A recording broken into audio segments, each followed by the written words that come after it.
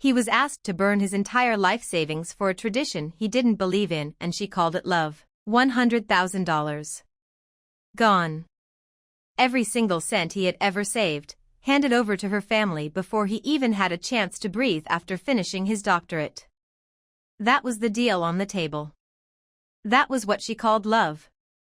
And when he said he needed a moment to think about it, she looked him in the eye and told him he was hopeless. Let us back up, because this story did not start with an ultimatum. It started with a relationship that seemed real, seemed serious, seemed like it was heading somewhere worth going. He was 26, she was 22, and they had been together for a year and a half. Long enough to have real conversations about the future. Long enough that when the topic of marriage came up, it was not hypothetical. It was something both of them were genuinely considering. They had shared meals and long drives and the kind of late-night conversations that make a person feel known. He had met people in her life and she had met people in his. It had the texture of something lasting, something that was quietly becoming permanent. He cared about her. That part is not in question. What is in question is what happened when her family decided to put a price tag on that love. The tradition her family followed was called a bride price. Now, before anyone reacts, it is worth taking a second to actually understand what this is and why it exists in many cultures around the world. A bride price is money paid by the groom's family to the bride's family, and depending on the culture, it can serve a few different purposes. It can be a gesture of appreciation for how the bride was raised. It can function as financial protection for the woman in case the marriage breaks down. It can be tied to naming rights for the children. In many communities, it carries real meaning and genuine respect, and the families involved approach the conversation with care and mutual dignity. He acknowledged that. He did not walk into this conversation dismissing the tradition outright.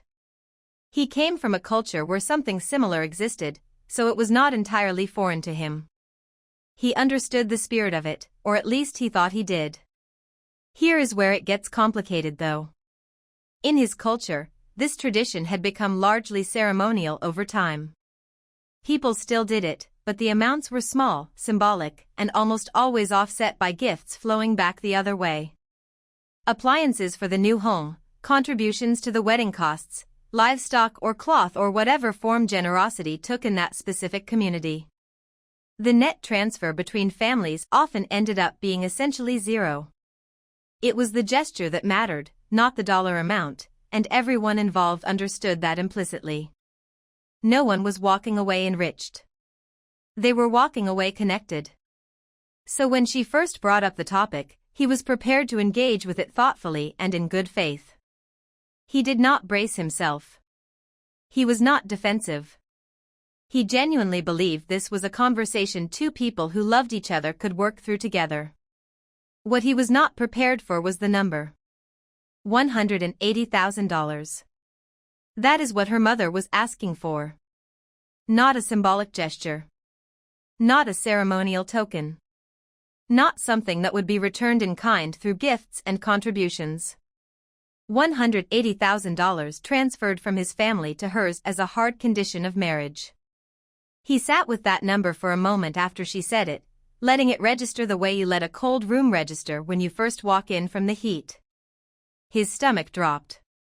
His mind started doing the math involuntarily, the way minds do when they encounter something they cannot quite fit into reality. And when he expressed shock at the amount, she did not try to meet him halfway.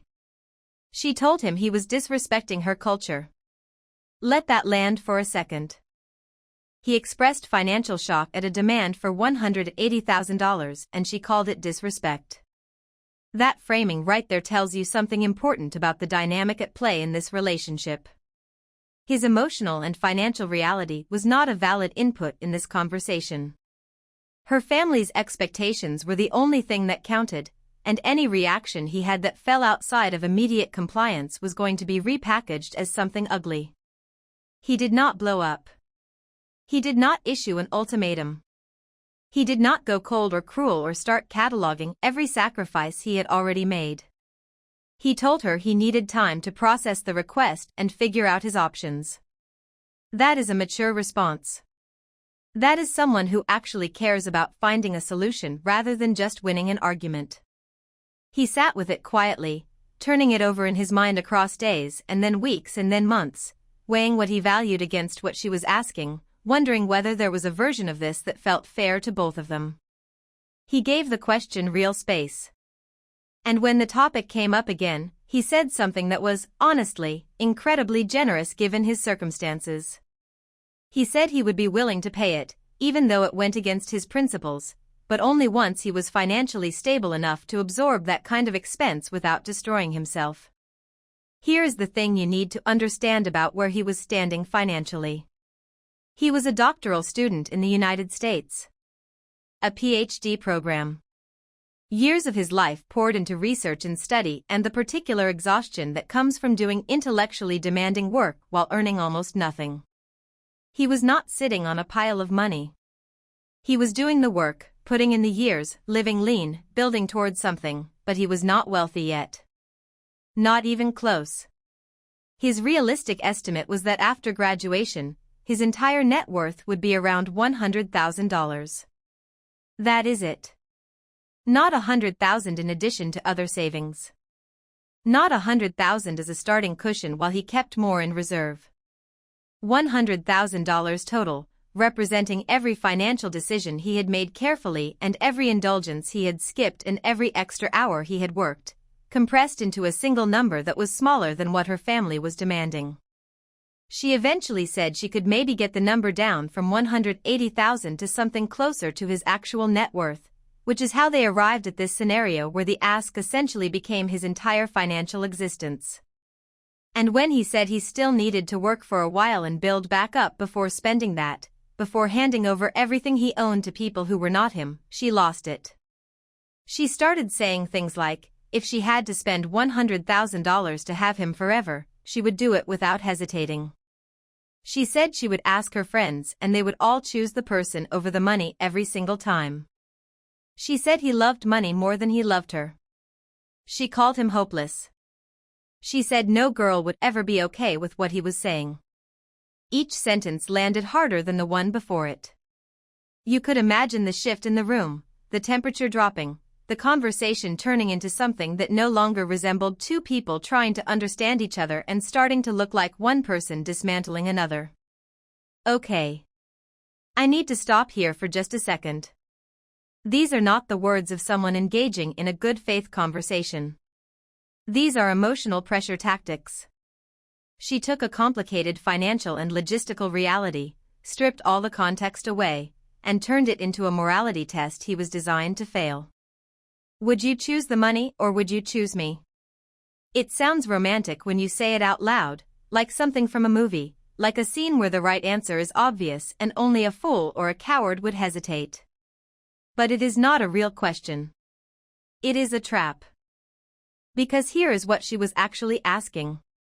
She was asking him to erase his entire financial safety net, every dollar he had worked toward through years of grueling academic labor, and hand it to her family, not to her, to her family, based on a tradition that his own culture had largely moved past, in a country where neither of them grew up with that tradition as a daily lived reality. She was asking him to start a marriage completely hollowed out, with nothing cushioning him against a medical emergency or a job loss or any of the ordinary disasters that life eventually delivers to everyone. She was asking him to do all of that and then feel grateful for the opportunity. And if he hesitated even for a second, that hesitation was proof he did not love her. He tried to meet her in the middle at every single turn. He offered to include the bride price in a prenup so that if their marriage ever dissolved, she would receive the full amount, legally protected and guaranteed. It was a thoughtful proposal. It addressed her core concern, which was supposedly financial security, without requiring him to surrender everything he owned before the marriage had even begun. She rejected it because what if he became an addict or gambled everything away? And look, in pure logic, that concern is not completely absurd. But think about what she was saying. She was sitting across from the man she claimed to love and she was conjuring up the worst possible version of him, a version defined by recklessness and self-destruction, as the reason she could not accept a reasonable compromise. That is not a loving projection. That is not someone imagining a future together. That is a level of baseline distrust that should have been a warning sign all on its own. He stayed calm through all of it. That detail matters more than it might seem. Staying calm in that kind of conversation, when every response you give is being reinterpreted as evidence of a character flaw, requires a particular kind of discipline. It means holding on to your own sense of reality when someone is actively working to replace it with theirs. He did not yell. He did not name-call. He did not walk out. He kept trying to find a path forward, kept offering compromises, kept explaining his reasoning in a measured and thoughtful way, like a person who genuinely believed that if he just found the right words the other person would finally hear him. And every single time, she reframed his logic as a character flaw. He was not being financially cautious. He was being greedy. He was not protecting his future. He was choosing money over her. He was not questioning a tradition that did not fit his circumstances. He was disrespecting her culture. Eventually she broke up with him. And sitting in the aftermath of that, in the strange quiet that follows the end of something you thought was permanent, surrounded by friends who all told him he was being completely reasonable, he still found himself wondering if he had done something wrong. That is the mark of emotional manipulation done well. When someone is so thorough in making you doubt your own sanity that even after the relationship ends, even after everyone around you confirms your perspective, even when the evidence is lined up clearly in front of you, you still feel like maybe you missed something. Maybe you were not generous enough. Maybe you should have just said yes and figured it out later. That particular kind of doubt does not go away quickly. It lingers the way a bruise lingers, tender even when you stop pressing on it. He did not miss anything. He saw it clearly. He just loved her and hoped she would come around, and she did not. Here is the verdict, and it is not a complicated one. He was not the problem in this relationship. He engaged with a wildly unreasonable financial demand with more patience and creativity and good faith than most people would have managed. He offered compromises. He acknowledged the cultural significance. He never dismissed her values outright. What he refused to do was surrender his entire financial foundation, the literal sum total of years of sacrifice, on the basis that refusing made him a bad partner. The real issue here is that the bride price had stopped being about tradition and started being about control. A tradition meant to protect a woman financially was being used as a test of devotion, and any deviation from the expected response was being weaponized as evidence of insufficient love. That is not how traditions work. That is how manipulation works. And the line that should end this conversation permanently, the line she said that he should have written down and kept, is that she called him hopeless for thinking the way he did. Not wrong. Not misguided. Hopeless. She did not just disagree with his financial reasoning. She condemned his entire way of thinking as fundamentally broken. You do not say that to someone you love. You say that to someone you are trying to break down. He was right to walk away, or in this case, right to let her walk away, because she did him a favor he did not even realize he needed. My mom accused me of lying, then called me drunk and hungry, and I did nothing, and I am not sure I was wrong. She called him drunk or high, asking for food to be delivered to her door. He was the one who had been paying her rent, her phone bill, and her credit card for years. He was the one who had been her financial lifeline through a crack addiction that had shaped his entire childhood. And after she went out of her way to publicly accuse him of lying, after she sent him to voicemail for days, after she refused to apologize even when he sent her the screenshots proving he had been telling the truth the whole time, she called and asked him to send her dinner. He did not send the food. And months later, he still thinks about that phone call. This is one of those stories where the details seem simple on the surface, but the weight underneath is enormous. So let us actually sit in it for a minute, because this man deserves for someone to take the full picture seriously. He is 42 years old. He and his husband are both successful, and together they earn a significant income. By any external measure, things are good. But underneath that stability is a childhood that no amount of professional success fully erases. His mother struggled with crack addiction for most of his life. Not occasionally. Not in the background. It was the defining texture of his home, the thing that shaped how he understood safety and love and what it meant to need someone. He grew up learning to manage around her chaos, to make himself smaller so things would not explode, to care for someone who could not consistently care for him in return. And still, despite all of that, they talked almost every day as adults. He called her. She called him. They maintained a relationship that most people in his position would have walked away from long ago, and he did it because he loved her in that complicated, painful, son loves his mother kind of way that does not really need a logical explanation. And he did not just love her emotionally. He showed up financially in a way that was genuinely extraordinary. He paid her rent. He covered the security deposit. He paid her phone bill every month.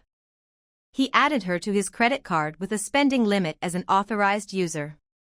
Think about what that actually means in practice. Every month he sat down and made sure her most basic needs were covered. He was not doing it out of obligation in some cold, transactional sense. He was doing it because somewhere inside him was still the boy who wanted his mother to be okay, who had spent decades hoping that stability and consistency from him might give her a foundation to stand on. Think about what it takes to hand someone with a history of addiction access to a credit card and keep renewing that trust month after month, year after year, even when she gave him every reason to stop. Then one day she texted him out of nowhere saying he had been dirtying her name and that he deeply hurt her. No context. No lead-up. No conversation. Just an accusation dropped into his phone like a grenade, and then silence. When he tried to call her to understand what was happening, what he had supposedly done, what she was referring to, she sent him straight to voicemail. Over and over again. He would have seen those missed calls stacking up on his screen and known she was actively choosing not to answer him. That is not someone who stepped away to cool down. That is someone making a deliberate decision to shut a door in his face. Okay. That has to sting in a very specific way. This is a man who has been showing up for her consistently, financially and emotionally, for years. And his mother, the woman he speaks to almost daily, will not pick up his calls.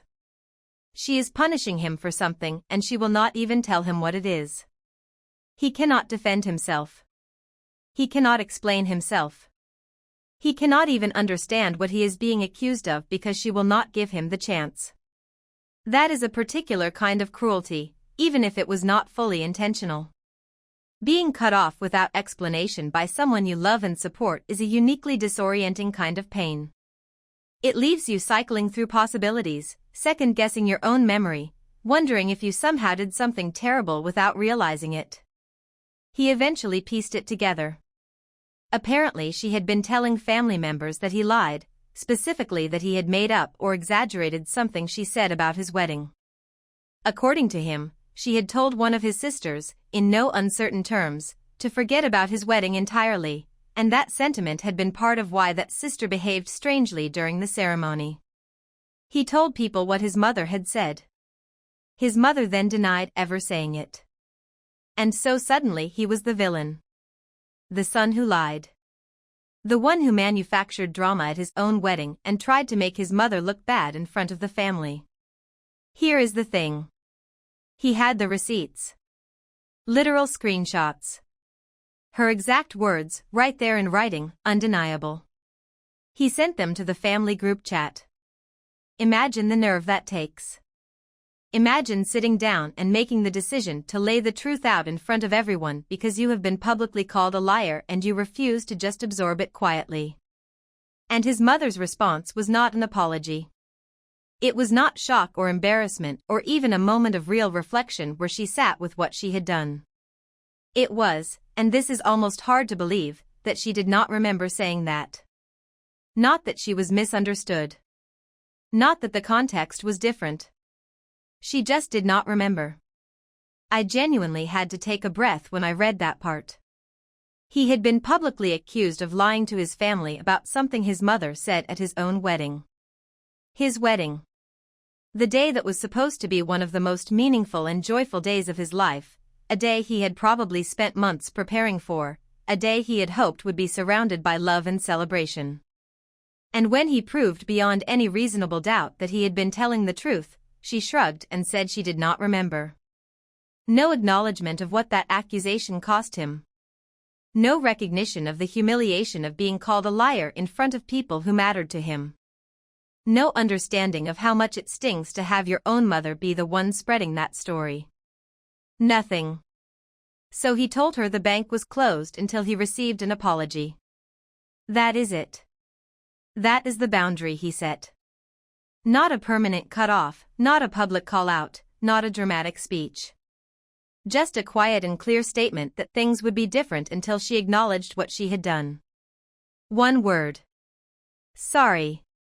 That is all he was asking for. That night she called him sounding drunk or high and asked him to order her food through a delivery app. He was at work.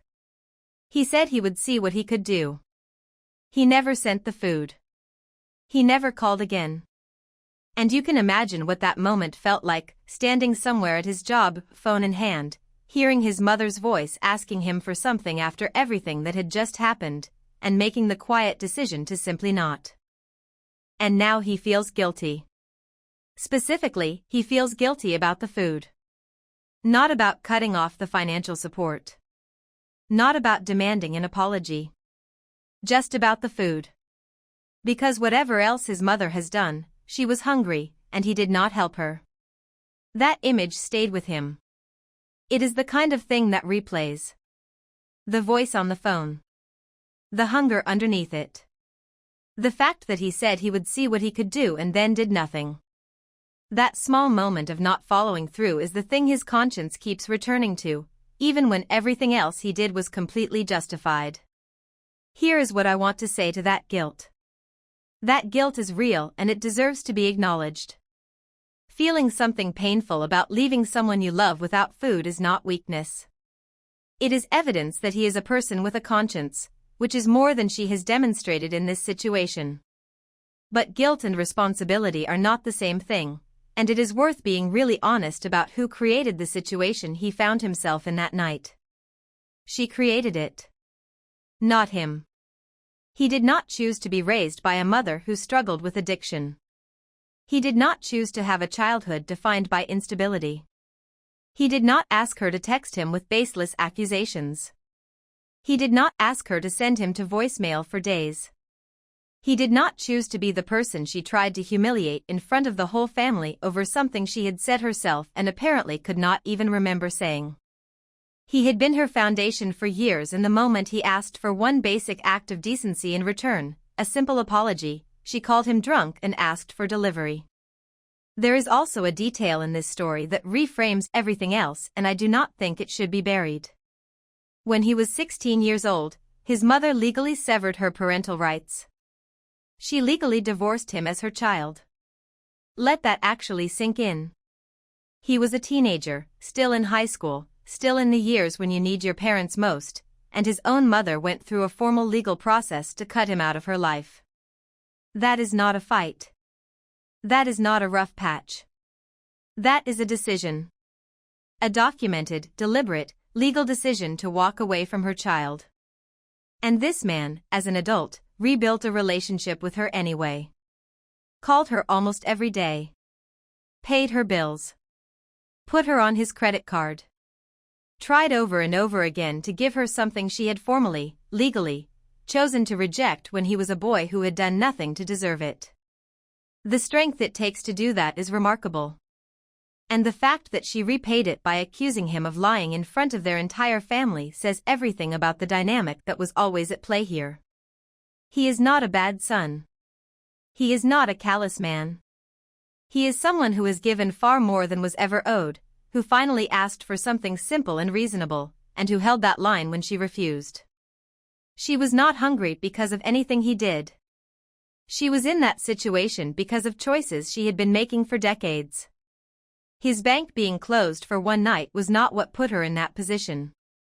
Her life, her choices, and her refusal to offer a single word of acknowledgement to a son who had been holding her up for years, that is what put her there. He should not carry this guilt alone. He should set it down. He was not wrong to close the bank. He was not wrong to hold the line on the apology. And he was not wrong to stop calling. Sometimes the most loving thing you can do for yourself, especially after a childhood like his, is to finally let someone experience the consequences of their own actions without rushing in to soften the landing. He spent his whole life being her safety net. She spent one night without a delivery order. That is not abandonment. That is a man who has finally started choosing himself. And if she wants the bank to reopen, she knows exactly what she needs to do.